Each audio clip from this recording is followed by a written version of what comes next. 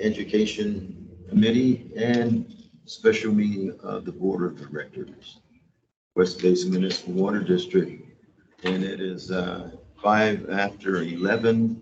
And so we'll go ahead and get started and start with the definition of a quorum. Yes, sir. Director Scott Houston. Here. Chairman Harold Williams. Here. Director Desi Alvarez. Director Gloria Gray.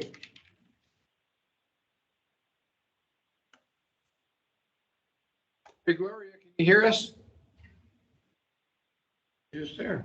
Okay, we'll go on. Director Don Deere. Here. Mr. Chairman, we have a quorum. Very much. First up is there public comment? Mr. Chairman, we have not received any requests for public comment, though this meeting is being held both in person and virtually.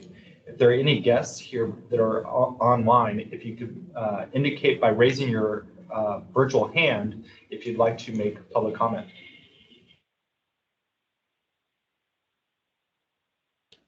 Mr. Chairman, I do not see any request for public comment. Okay, then we'll move on to item number 4, which is presentations. And staff has no presentations today. That takes us to item 5, which is action calendar. And we have no action items. That is the case, then we'll move to item 6, information calendar, and I will give control of this to our general manager. Yes, thank you very much, Mr. Chairman. The first item is item 6A. It's our monthly communications update. And for this presentation, we have Amy Rocha, our manager of communications. Thank you, EJ. Good morning, members of the committee and board. I'm here to present on highlights from the month of July, and then also take a look ahead at some of the activities that we have planned for August and into the fall. So I'll start on packet page 5 and also on the presentation. Just recapping a couple of announcements we did through just our news pages. Been sharing about the accomplishment of the collective grass replacement program water savings. And so we did a short story highlighting how nearly 30 million gallons of water saved annually was achieved through the programs that are funded by this board and offered by the district to our communities. In addition, we did make notice that our new fiscal year budget is online, and drive to that document should people be interested on how that shaped up. And on packet page 6, just only a few earned media coverage clips, mostly as it relates to some of the sponsorships we've taken part at. And then one to highlight is just our Know Your H2O class about water quality and monitoring, which Gerald Ramos Young led with some of our water quality environmental compliance staff. And that was hosted last month. And Gerald reports on our outreach community engagement in a separate item, but I do know that they got a good turnout with good questions, a smaller group, but around 10 or so people, I believe, where they were actively asking questions, and got a good update from our experts. As far as social media goes, on packet page 8, and you can just, and 9, you can see the top social media posts and how they vary by platform. So Facebook, our hiring, our career opportunities was popular with the needs for an executive assistant and an HR analyst. So it's great that we've been promoting our job opportunities as another opportunity to showcase careers in our industry. On Instagram, signing up for our summer tours of ECL. Some of our visuals about what's taking place at the facility. And then on LinkedIn, we got a great response to our photo of our new intern cohort. So we got some good response there, as well as our Aqua Region 8 meeting that we hosted at the Edward C. Little Water Recycling Facility. And then on Twitter, aka X, which I will get into in a moment, just some of our tips. It was more oriented to weather tips and lifestyle. So speaking of Twitter, on packet page 10, just wanted to give a brief update. I know we talked about this at last committee, and just a give you a sense of what our approach to dealing with Twitter as it transitions to X or has transitioned to X. So at the moment, we're just kind of monitoring to see how people are using it. Right now, we are keeping our posts to the other platforms right now. We're just kind of putting this a little bit on hold in terms of utilizing Twitter or X. And we have everything archived. We don't have plans to delete our account as of present. But, you know, I think we are, if I'm not mistaken, driving to our other channels. I'm not sure if we pinned a post that talks about, you know, find us on Facebook and elsewhere where we're more active at the moment. So you may see, you know, little to no activity on Twitter at present. So we're handling that right now, and we'll kind of we are keeping tabs on, you know, how that's evolving and what we choose to do with that platform. And I'm going to move on to our water harvest packet, page 12, actually. And so, you know, at the time the memos were due, you know, I just kept the PowerPoint very succinct, a lot of moving parts, fastly evolving. So I have more of an oral update for you, and I'm happy to go into detail. You know, just go ahead and interrupt me or hold it to the end, however you feel is best. But I just wanted to make sure you kind of have a sense of how things are progressing. And our team feels pretty good about how things are going right now. I know we are missing our event coordinator deluxe, Melissa Buendia, since she's left the district, but I just really want to applaud not only the PI team, but the whole staff who's been really helping to pitch in to take on some of the responsibilities that come with planning this event. So one thing I will note is our flyer design. We've got the design in place. We are still waiting on our parking confirmation. You know, that was a big deal last year in terms of the space and the cost and whatnot. So we're just trying to make sure we're, you know, keeping within budget and meeting our needs. But once we get that confirmed, which I hope will be done this week, we'll be able to print out, you know, the hard copy.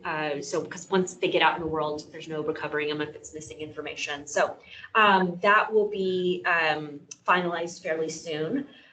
We have sent out a save the date as well as a follow-up for our booth sign up to participate and register in our booths.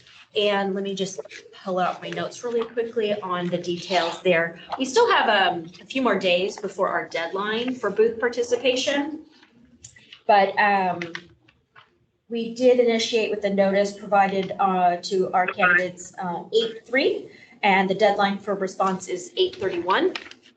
And we emailed, we put out a story in the South Bay Environmental Services e-newsletter that ran this month, notifying our, you know, cities and organizations that we have booth opportunities. And we have in total 30 booths available, with about 20 reserved for partners and sponsors, and then the remaining for West Basin space and featuring our booths. And last year we had about 23 participants, so we're hoping for roughly that again. And at present, we've had 9 replies of parties interested in having a booth. Actually, I think it's 10 now with Cal Water. So again, we're still waiting to hear back on more, but LA County Waterworks, City of Manhattan Beach, WRD, Roundhouse Aquarium, Cal-Am, City of Inglewood, LA County Public Works, Metropolitan, and Cal Water have all expressed interest in having a booth at our event. And we solicited the booths based on prior years. Grades of Green is on that list.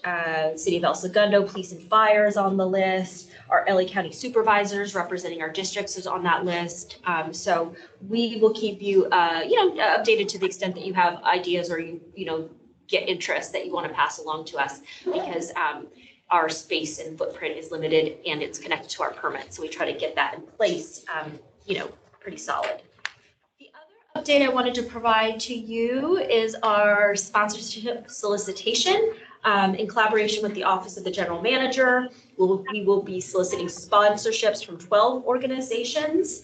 And that includes one similar to last year. So Continental Development, LA County Sand, Malaga Bank, AKM Consulting Engineers, Corello Engineering, SoCal Gas, Golden State Water Company, Veolia, Metropolitan, Inframark, WRD, and Cal-Am.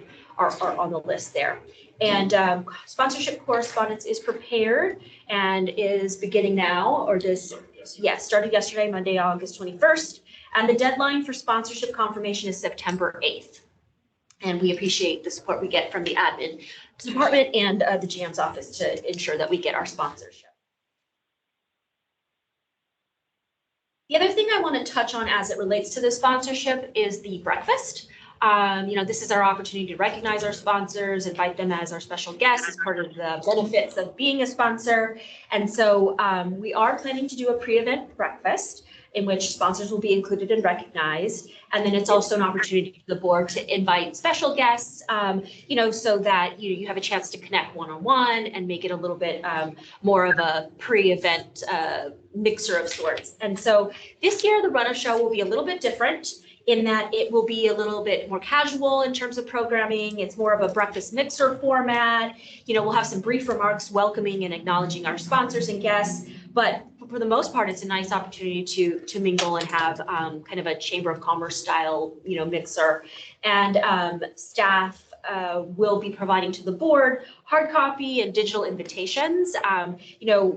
Right now, we want to give you some guidelines, but we'll follow up in correspondence through the general manager as far as number of guests. I know depending on attendance by the directors and various schedules, but at a maximum, we'll have 60 people in that room, just again to make it comfortable. And so excluding the sponsorship, that we reserve for the sponsors, directors may invite about 10 guests per director. And, I think we have some flexibility. Last year, we had it set up for a bigger space, but our turnout was lower. So I don't think it'll be an issue, but we are still trying to plan in terms of food and seating and space. So 60 is our, our recommendation at this point. So we'll be sending you more information that you can share with your guests. And then the other thing that I have here is our promotion. So our press release is drafted, it's just pending approval, but our ideal date for distribution and launch is August 28th, after the Rain Barrel program, which I'll get into in a moment. But that is when all things go live and we start really promoting. And so on that note, we are on track for an August 28th launch announcement date with social media, media relations, e-blasts planned to get the word out through our own channels and then continuing on with the rest of the elements for promotion. We have our webpage built out. We have our monument sign banner design in place. As I mentioned, we're just waiting approval for our media announcement, and then advertising.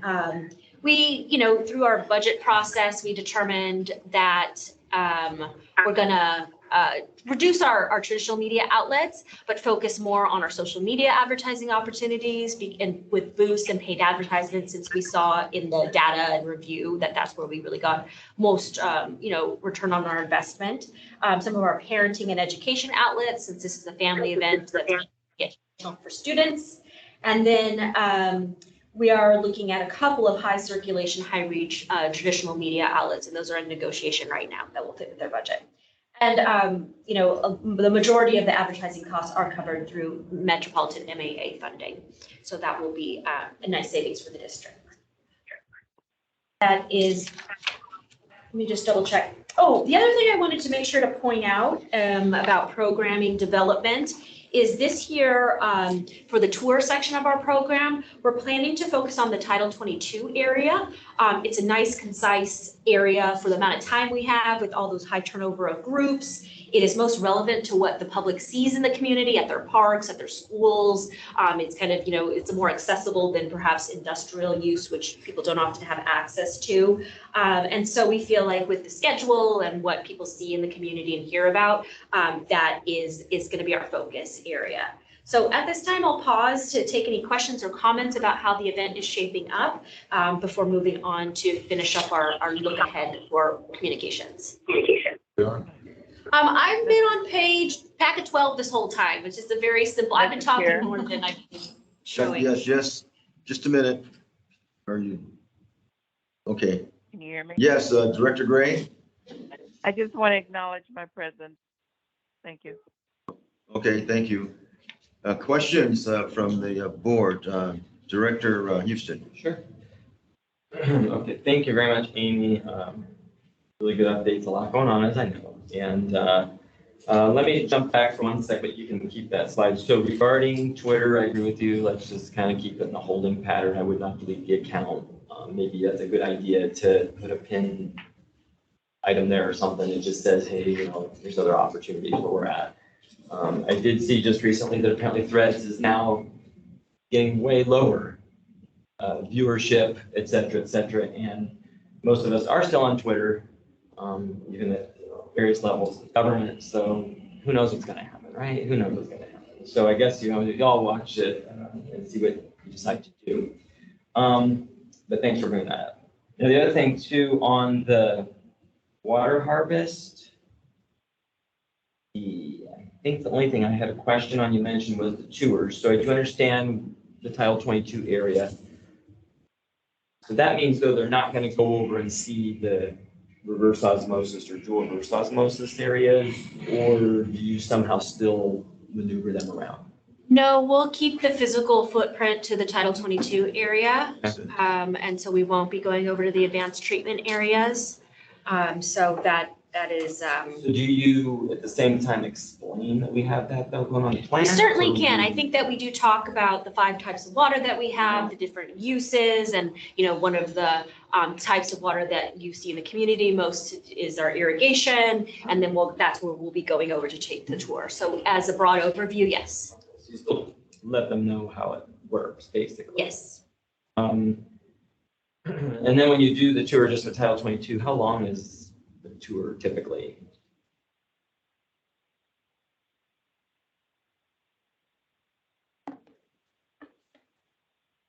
It's our facility tour pro. Okay. I know they are briefer because we've got quite a bit of cycle. Yes, so, excuse me, good morning. So for our Title 22 route, it would take anywhere between 15 to 20 minutes, but we typically have anywhere from 6 to 10 tour guides at a time. Okay. So tours will be essentially happening constantly, and we try to keep it to small groups, maybe 10 or so, up to 15 at most with each tour guide, just to keep it intimate, keep it fast moving. So it is pretty dynamic, but again, it is typically a shorter tour route just so that we can allow our guests to enjoy the rest of the festival as well. Perfect. And I think one last question on that would be, at least to explain the other options, the other types of water we produce, of course, because, you know, while you can't really tangibly look at it in the same way, I mean, it is UV light, the dual reverse osmosis, et cetera. But do you explain somehow in your tour, or do you still have some of the props where, you know, how we keep things from getting in or out? You know what I'm talking about? How you have a lattice and, you know, the little. Yes. So that's not typically something that we would address on the Title 22 or disinfected tertiary tour route, but we do also have a water recycling booth as part of the festival, and that's where we typically have the opportunity to actually bring out membrane samples. Okay. We can bring out cross-cut samples of the lax sections and do the demonstrations there as well. So there are still many opportunities for us to message about the other treatment processes that are planned. Okay, perfect. All right, thank you. I don't see any other questions on my end. The general manager and I talked about the advertising stuff, so, you know, I'll let him continue to work with you on that. We'll go from there. Thank you very much. And I would just point out, we had a meeting yesterday to talk a little bit about the outreach effort. It's very comprehensive. I was very pleased to see all the work that's been put into it. And I'm excited about what I think will be a pretty good turnout at this event. You're welcome. Okay, Director Deere. Director Gray. No, thank you. Okay, I do have a comment to make. I just want to say that I'm pleased with what I'm hearing. And I like the idea that you mentioned that you have learned from previous events and that, and you develop your program with that in mind. So, like I said before, I have not been to a bad one yet. So, till then, I'm saying carry on the way you are and keep improving as you learn and go. So that's all I have to say. That, next. I have my final slide is packet page 14, and this is just a look ahead at what's coming up. So I'll start out first with our Palos Verdes Recycle Water Pipeline Project and the construction outreach that's taking place. So we're continuing on. We're on track with our pipeline alignment outreach. In fact, we do have a meeting set for tomorrow, Wednesday, August 23rd, where we will be presenting on our outreach approach to the Palos Verdes Golf Club Board of Directors. And that's tomorrow at 5 p.m. at the clubhouse. And so myself, Trisha Murakawa, our outreach consultant, and Veronica Govia, our project manager, will be there to just provide an overview, and also Veronica's on hand to ask any technical questions they may have. But I know this club has, or the golf club has been very supportive, and so this is just routine notice and courtesy as to a look at what we're doing. We are also having some plans for some pop-ups in the Lagos Echo Park area and the region. So we'll keep you posted on that, but that's where, again, our outreach team will be on hand just to be able to offer some questions, provide cards, make sure people know what's coming their way as the alignment construction gets set to continue. There's still a few kind of lay down area issues or not issues, but just, awaiting finalization, for the Lagos Echo Park lay down space, but otherwise we're moving along. And then, I just want to acknowledge, I know that the pump station contract will need to be resolved, but that, the way that the engineers did it, there's two separate components of the project, so that doesn't impact the alignment. So we're still outreach, and we'll continue to work together to make sure our outreach regarding pump station, which, is very of interest to that particular homeowners association in the proximity and the park goers, will continue on to execute that outreach plan. The other thing I just want to acknowledge on this list here is actually it's already posted, the imported water demand lows and the fiscal year actuals. We were just very pleased by all the water savings that we did. So we did add a web news story acknowledging that as well. And so that's online. And then recycle water fill station launch. Again, just continue to work with engineering, project management team to make sure all the permits are in place. We'll work with the board to set a date for an event once we kind of have firmer details there. The other thing I wanted to note, and I'm sorry, I should have put in a slide that itemized the elements to it because a lot went into the promotion that we have for the Rain Barrel program, but I know Gus will speak about it in his presentation.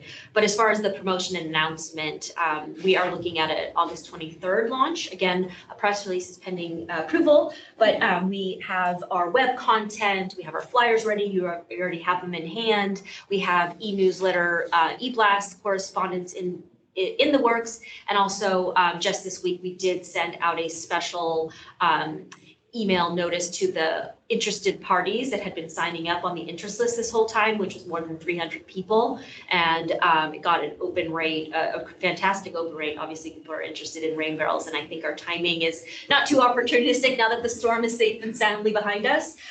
So I think that, this will be a great time to launch. And so I have a whole detailed plan that the PI team and the water policy team have been collaborating on to make sure, South Bay is informed. They have their flyers, they have their e-blast content, we have ours, that ours goes out before theirs, and our social media content and our boosted posts there. So I think that we will get a good response, and it's nice to see that there's different areas that we're promoting to, so that you're not oversaturating some areas, and perhaps we'll get some new takers kind of in the West LA area.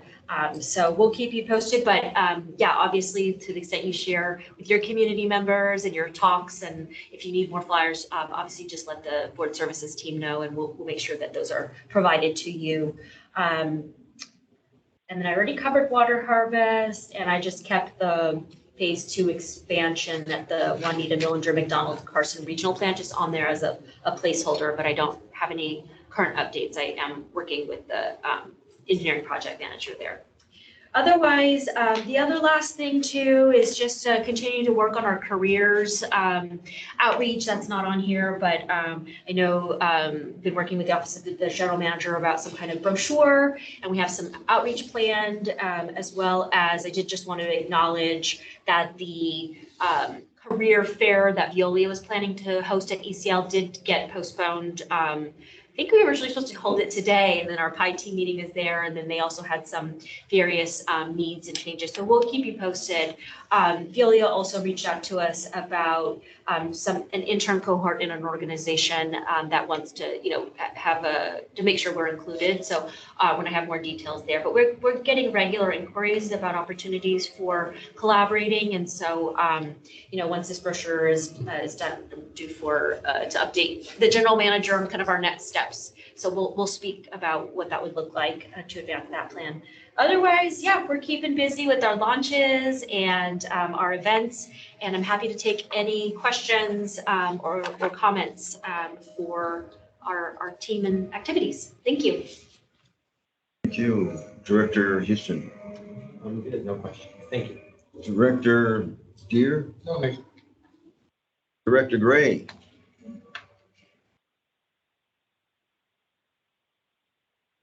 Thank you. None for me. Keep up the good work. Mr. Chairman, if I could just add one thing. Yesterday at our monthly engineering operations meeting, I had an opportunity to kind of highlight some of the work that our operations team did along with Veolia during the storm event that happened over the weekend. I also wanted to kind of highlight our communications team because if you were on social media, you saw that we had basically 17 cities, the county, the Environmental Services Center, and just so many chamber organizations really pushing social media, talking about all of the resources that were available to our communities. And West Basin throughout the weekend was constantly sharing that information and really getting it out there.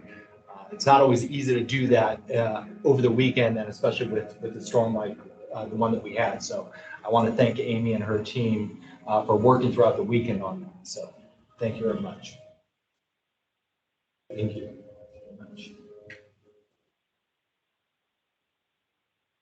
Next. The next item that we have is item 6B. It's our monthly conservation programs update. And as always, we have Gus Meza, our Senior Water Policy and Resources Analyst, as well as Jennifer Vasquez, our Water Policy and Resources Analyst 2 for the presentation. Great. Thank you, EJ. Good morning, Chairman Williams and committee members.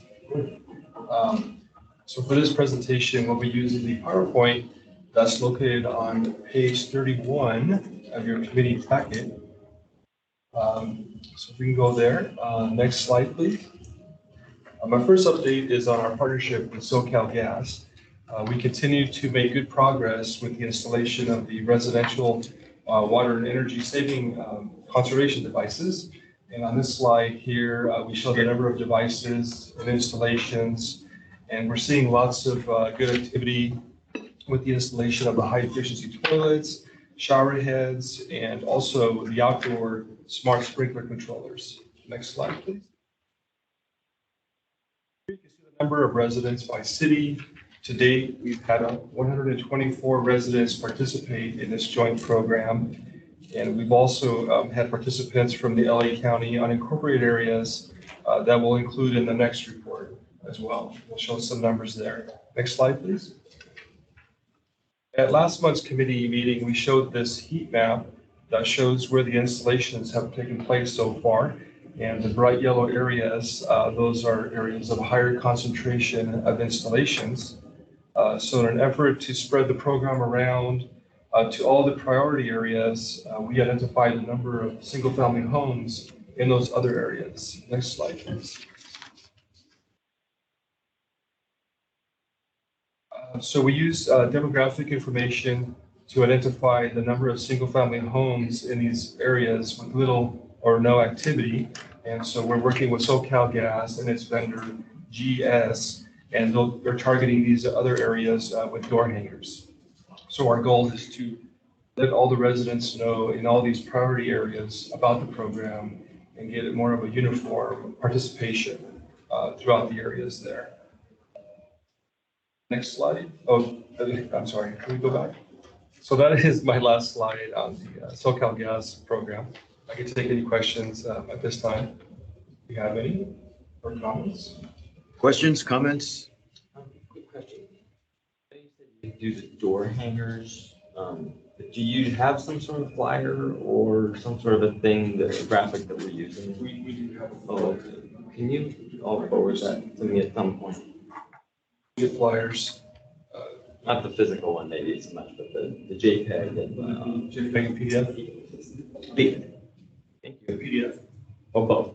Okay. Send it to To the whole board, of course. full board. Okay. Usually when we ask for something, it goes to the whole board. We'll do. Okay. Yes, thank you. Next slide, please. My next update is on our Rain Barrel program, which Amy touched a little bit on the program. Excuse me. So I'm currently on page 37 of your packet. All the events have been scheduled. Staff will be, Amy mentioned, officially launching this program tomorrow.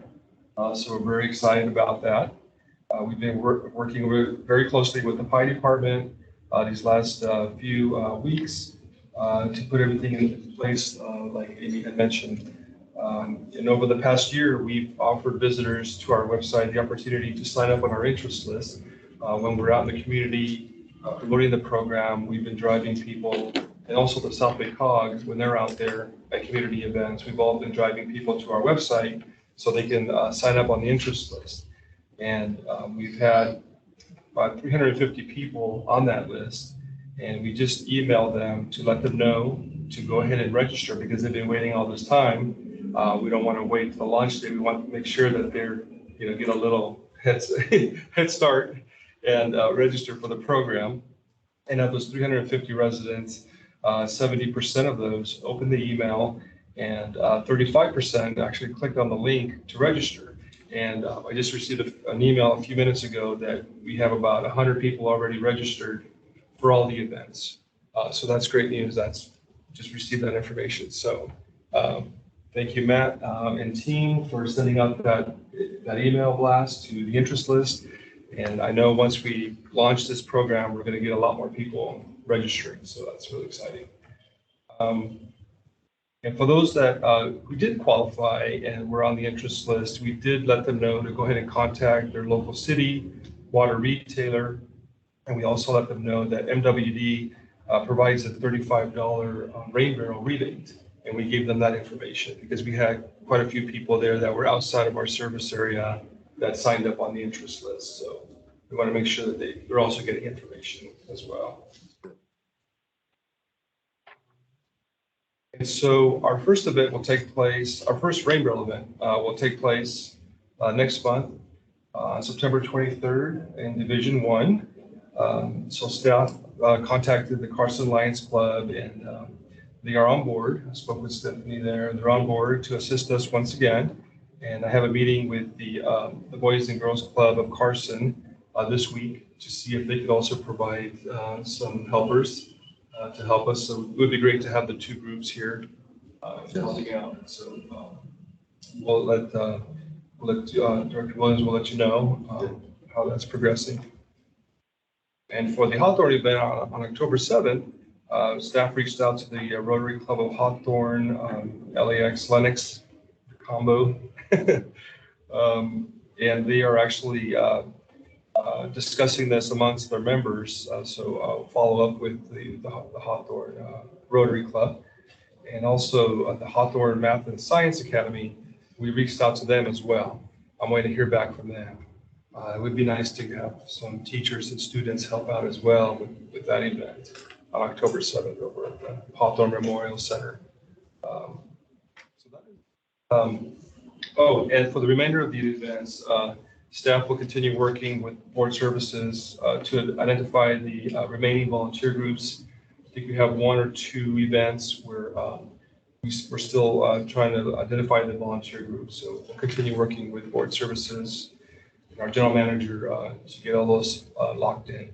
So yeah, that's the end of my update. Questions or comments? If not, okay. Thank Great you. job. Thank you. I'll go ahead and turn this over to Jennifer Vasquez. Thank you. Great. I'll continue on. Good morning, Chair Williams, committee and board members. I will continue the conservation update memo on board packet page 38 with the Grass Replacement Plus program updates. The Grass Replacement Plus program did launch on June 21st of 2023 with the goal of distributing 35 landscape design packages. As of August 15th, there were a total of 25 eligible applications received to the West Basin website. These applications are being processed and scheduled for design consultations, with earlier applications now finalizing their landscape design. So we have some examples in the later slides of that. As mentioned earlier this year as well, I wanted to note that the program elements will be highlighted in an upcoming Water Smart Innovations Conference, a session centering around DEIA efforts in the water industry. It will highlight the use of CalEnviroscreen as a tool for focusing on those neighborhoods most impacted by pollution and other socioeconomic factors. Staff will continue to explore additional opportunities to share insight on this program and with other water professionals. West Basin staff will also look at award opportunities to feature this program. For example, there is an EPA WaterSense that gives out an annual award that might be a great fit for this program, and to submit an application later this year or earlier in the year in 2024. The breakdown of the applications per city is included on the next page, on packet page 40. And on the next slide, page 41, I have included an example of a recent application with a landscape design package that was recently completed. So these new landscape designs feature full color, you notice there, and an irrigation plan as well for the resident, with full details on the layout of the plants, and all of the plants, of course, selected by the resident are included with photos, and maintenance included within the last page of that package, which isn't included here, but you do see the selection of that home. It is a corner property, and you see the selection that they did with their design, which looks great. And then the next slide also features, I believe, another example of that, another design that was recently completed. This one's quite interesting. I will note it is within a multifamily building. They're separated in between that area. So it provides great examples of those landscape designs that we can just feature in the future as these become completed. And so these were already sent over to the resident, and we are including a email template to basically guide them through the rebate application process at this point. I also wanted to know that in both of these designs, the free California friendly tree is included. So for example, the first one had the crepe myrtle, which is one of the choices for the free tree. And then the second item is, or this current design on the screen has the very popular Western redbud. A lot of residents are selecting that tree, and I think rightfully so. It has beautiful flowers that kind of are included within the tree. And that one is included in that center area that you see there. Staff has also mapped out. Quickly, can I interrupt a minute? Definitely. See, why did you choose the crepe myrtle as the giveaway tree? So there's a total of 5 trees that they can select from, and so depending on the sizing, they're all California friendly trees, and so one of those was selected based on just the sizing. They're typically smaller in size, and so people are best suited and best fitted for those front yard areas that people are considering for grass replacement and for removal. So they're not tied to a crepe myrtle. They can choose from a list of 5, the golden trumpet, which gives that yellow flower, also drought tolerant, California friendly, and then the Western redbud, which is a popular one as well. So it is included in there. Be Water Wise is essentially where we took that feedback, which is the list that Metropolitan has put out for eligible trees that are can be included for within grass replacement projects and rebate applications. Has anyone commented about on how messy crepe myrtles are? I mean, they're beautiful trees. They look real good. But when they start dropping purple, Oh, are you thinking about the jacaranda? I think that might be a different tree. This is a crepe myrtle. The crepe myrtles. That's a purple flower, right? It has a variety of different color options. The most common in the cities are the lavender, whatever. Yeah. So They, that, ha- they haven't commented on it yet. I mean, we have had a limited amount of people that install the tree. We can definitely take that feedback as we receive it from residents if that's kind of an issue that comes up for that tree, but we haven't heard it quite yet. But we'll keep definitely in contact with those residents as they begin installing the tree to see if there's any issues caused by any of them, so that we can consider that change maybe for the program in the future. yeah, well, I think you should, because as I recall, Public Works and Maintenance, that the crepe myrtle is pretty messy, Okay. but beautiful.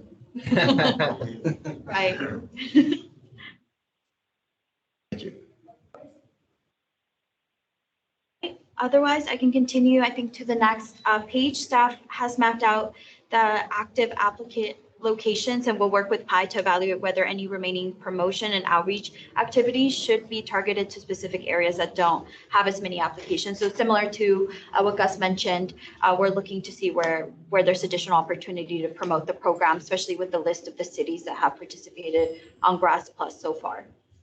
Also, I'm communicating with current applicants on a regular basis to ensure that we encourage them, as many of them, to proceed with the project implementation. So just speaking back out to that email that was sent out, keeping in contact with those that are receiving their landscape design packages already. On page 44, which on the screen, we do have the first month of this new fiscal year activity. The SoCal WaterSmart website received a total of 12 new applications, and this level of activity continues in line with the interest received in the last few months. I also wanted to note that a significant number of projects from last fiscal year were carried over to this fiscal year, and we expect many of those to be completed in the upcoming months. This was one of the reasons staff asked for additional funding for the residential grass replacement program. So we're hoping to see that those numbers come through for the completed projects soon. Our group will also be hosting the next West Basin Chat on September 27th at 6 p.m., focusing on the grass replacement rebate process and answering any questions that the audience may have. We are also offering on that same day this version in Spanish. So that will begin at 6:30 p.m. So the way that we're thinking about it is that we have the typical grass replacement West Basin Chat beginning at 6. We'll take a brief break and then join the Spanish session at 6:30 on this day. And it is the first time that we are trying this. I did want to note I'll be running both of those sessions and seeing how the turnout is.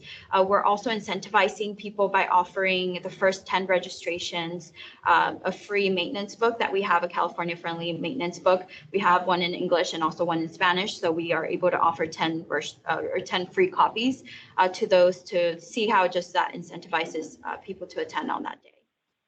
And of course, I'm interested to see just the turnout and activity from the Spanish class and how that will be received by residents across the service area. More details on this chat will be provided at a future PI committee, again, to provide just how many people attended on that day, the type of questions that we received, and just even the cities that we reached through the event. I'll take a brief pause there to request any or answer any questions you may have regarding grass replacement programs that I covered prior to going into public agency grass replacement. Well, any Director Gray? No, thank you. I'm just listening. Thank you. Director, okay. Thank you. Keep going. Great. So I'll continue with public agency grass replacement on board packet page 47. In the month of July, Hawthorne Unified School District staff notified the team that final construction was completed. I think I mentioned this at the last PI committee. We were awaiting that notice, and so we did receive it in this July. These photos are highlighted on pages 48 and 49. You see the before picture, and West Basin staff has moved forward in processing the rebate application documents to begin reimbursement. Once fully processed, this project will receive $10,312 for removing 2,500, roughly 2,500 square feet of grass is what they removed here. And this is, of course, just planted, so we're expecting a full growth. Hopefully we get updated photos in the next few months as these grow in, and they, of course, just received a lot of rain. So hopefully they're happy and thriving in that space for the students.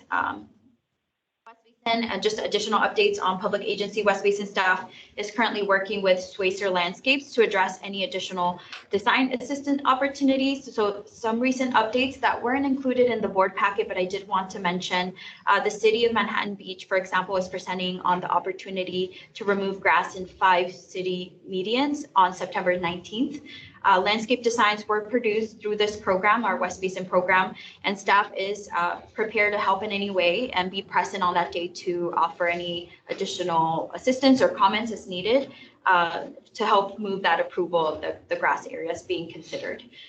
The city of Gardena reached out to staff with interest in potentially removing additional median grass areas. It is still in the planning stages, and we will make sure to bring updates as we learn more and meet formally with the Gardena staff to learn more about those areas and spaces. But from the sounds of it, it is just street medians that they are considering for removal. Additionally, staff is remaining in contact with other cities to support our new opportunities to remove grass areas. So we are reaching out to check in with Redondo Beach, El Segundo, and Culver City High School now that they are back in session. They do have a design pending, and we are waiting to see how we can support their projects to move forward into the construction phase. So we're keeping in touch with all of the projects there. For the month of July, the SoCal WaterSmart website, sorry, this is the next table, I think included within page 46. The SoCal WaterSmart website received a total of 2 new commercial applications. This includes an HOA site, and the other application is a commercial warehouse site for these 2 that are included. This is encouraging to see as our team is focused on providing additional examples of commercial projects, removing non-functional grass, as we're calling it, in our service area. So we plan to work with our PI team and the commercial property to see how we can capture and feature the progress being made on these projects. This will allow us to promote CII projects to other property owners and business groups in the region. And the water policy team is really focused on applying for additional funding, grant funding in the future to support non-functional removal in the commercial properties and supporting the sector with additional resources. So we're seeing those go through the applications through SoCal WaterSmart. That is the last of my updates. I'm happy to address any additional questions that are. Sure. Quick question, Jennifer. On the last slide, right before this, the Hawthorne School that they did. Yes. Now that looks like, is this when they're actually planting or installing? Because they got the buckets or still out there, right? Yes, yeah, this was kind of in action planting. So we do have final photos, and those were actually submitted to the SoCal WaterSmart website. I was trying to get closer photos. They actually did a great job of sending me really far photos from the space. So I actually just included this one. It also shows kind of the teamwork effort of the students that were participating in the planting on that day. I think they did it on a Saturday morning, and installing the stormwater capture element. So they have a bioswale. Again, I wasn't able to receive too great or close photos of that, but I will hopefully be requesting additional, or maybe in the future, since it is the school, it's limited access. So I'm hoping to maybe reach back out to the principal in about 2 to 3 months once it's more grown in, to get better photos that we can feature on social media and other opportunities. Yeah. And you saw where I was going with that, didn't you? Yes. Yeah. No, it's a great picture because I can see, wow, look at this, it's so different from before and after. And of course, then you're like, well, wait, they're actually planting at that moment. So Right. it'd be great when we see the final product, if you will. Yeah. I think this would be good when we get some, those photos down the road a little bit when they're established, because not just for our own outreach, but when you're talking to those other entities, you can literally say, here's the before and after right here in our community of what, this one particular site did. So I would really ask staff to, let's do that, and then let's use that in maybe some of our presentations too, when we talk about this program. This is perfect, right? This is great. A picture's worth 1,000 words. So, thank you very much. question, who developed the walking path? Walking path, that was included in the conversation when we first did the design consultation in person. So the landscape designer was there and they actually integrated that walking path based on the feedback that they received from the school and the actual principal who was there present that first day. What they had envisioned is really this space where it could be used for they mentioned a few different uses for it. Of course, just a teaching area where students could kind of walk through. It also, they were mentioning that this would be a great sitting kind of calm area for when students were being disciplined. So it's like, they mentioned a few different things during that design consultation to keep in mind. I think they're hoping to use it primarily as a learning space, which I think was the best part.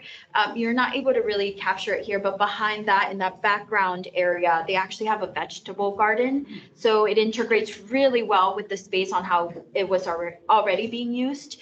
And they just have additional space for students to kind of learn in that space. So yeah, the landscape designer took that feedback and went back and drew kind of that pathway, and they were happy with kind of the layout of that space as it's shown here. And just naturally before us, it was just all grass. People were running through it anyway. So they know that it's a space that students use to get to class or go to the, recess. And so it works out really well with just how it's spaced out there. Well, I hope they took that in mind, of what the students were using as the path.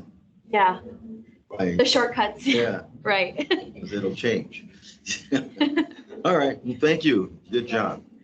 Yeah. Next. Yes, the next item is item 6C. It's our water bottle filling station program update. And for this presentation, we have Tammy Hurley-High, our water policy and resources analyst too. Thank you, Jay. Good afternoon, Director. Yeah. So this update will provide an overview on the activities of the program. It will include a status update on installations and where we're at this month. And the presentation slides, they begin on page 54 on the committee packet. Yes, so thank you. So we're going to look on that first slide. It shows all the applications that were received last fiscal year. And all of these applications have been approved and award letters have been sent, and their checks have been sent to all of these entities. So there are a few entities that have completed their installation of their units. We have 3 so far, and yeah, we'll keep you updated as we continue to progress. The next slide, please. So this is a list of applications that are still pending installation from prior year applications. I did receive an update last week from the El Segundo Middle School that they have completed construction of their installation. So that unit is installed and they are completed with their new gymnasium. So they're excited about that. The next slide, please. So this is just a list of all of the signage that we've been preparing for all of these applicants, getting ready to provide to them once their units are up and running and installed. So the fire department has been very busy trying to, coordinate all of these and get them developed and produced. So about that. And the next slide, please. So this is a photo of a station that's been installed for the Los Angeles Unified School District at the 156th Street Elementary School in Gardena.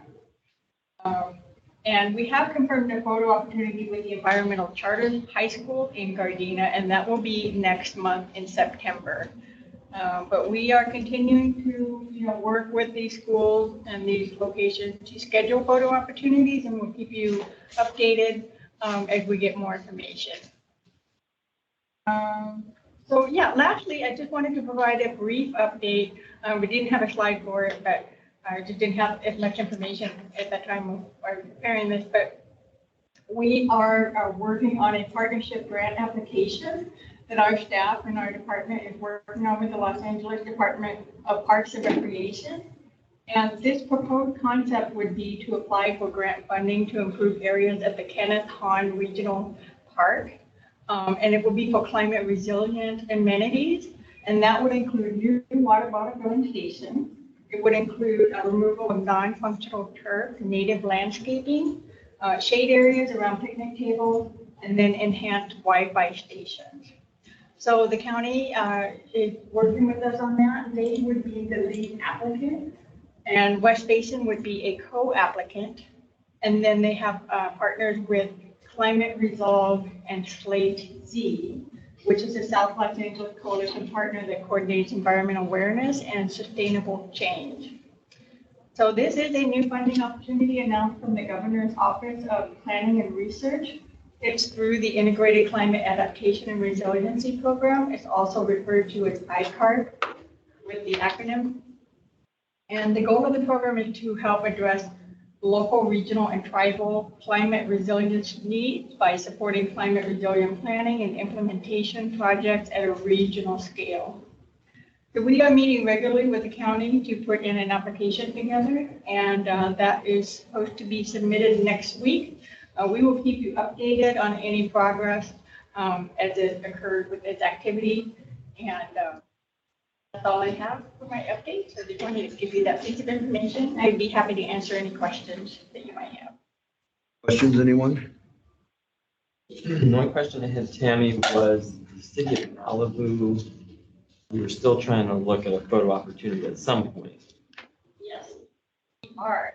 So the idea now is to try to look at scheduling something closer in the fall timeframe after October. So maybe, November, but anyhow, I am still keeping in contact with the staff there. And she is very anxious to get this photo as well. It's in one of the wilderness parks. It's a little bit of a hike, but they're, they say it is getting used. It's getting used very regularly, so they enjoy that. But they had recommended to try to schedule that later in the fall. Anyone else? Dr. Gray? Yes, I'm here. Thank you. Okay.